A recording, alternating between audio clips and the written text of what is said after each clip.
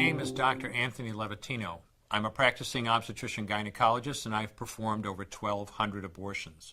Today I'm going to describe a second trimester surgical abortion called dilatation and evacuation, or D&E. A D&E is performed between 13 and 24 weeks of pregnancy. After administering anesthesia, the abortionist uses a weighted speculum, like this one, that opens the vagina widely. Because second trimester babies are so large, this greater access facilitates a late-term abortion. Late-term abortion requires that the cervix be prepared 24 to 48 hours in advance with laminaria. Laminaria is a type of sterilized seaweed that absorbs water over 8 to 12 hours and swells to several times its original diameter. Once removed, metal dilators can be used to further open the cervix as needed. Once the cervix has been stretched open, the suction tube is placed inside.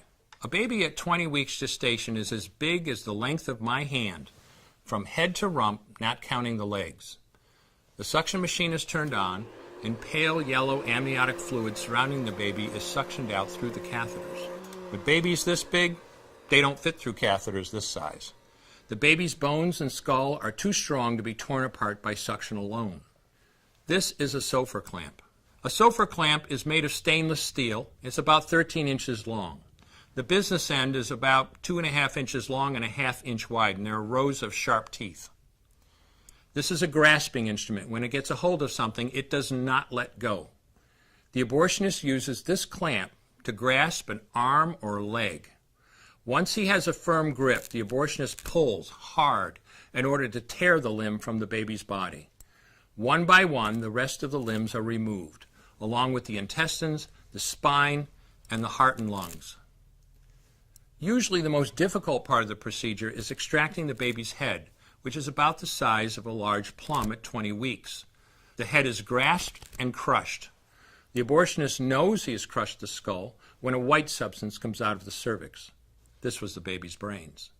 The abortionist then removes skull pieces. He removes the placenta and any leftover parts of the baby with a curette, scraping the lining of the uterus for any remaining tissue.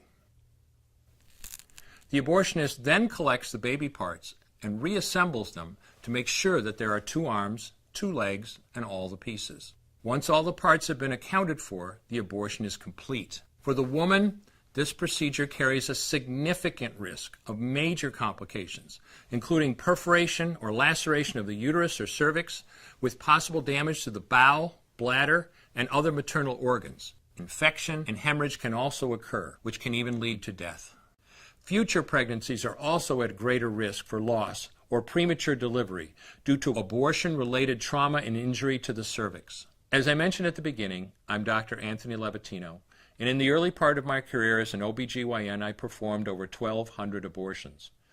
One day, after completing one of those abortions, I looked at the remains of a preborn child whose life I had ended, and all I could see was someone's son or daughter.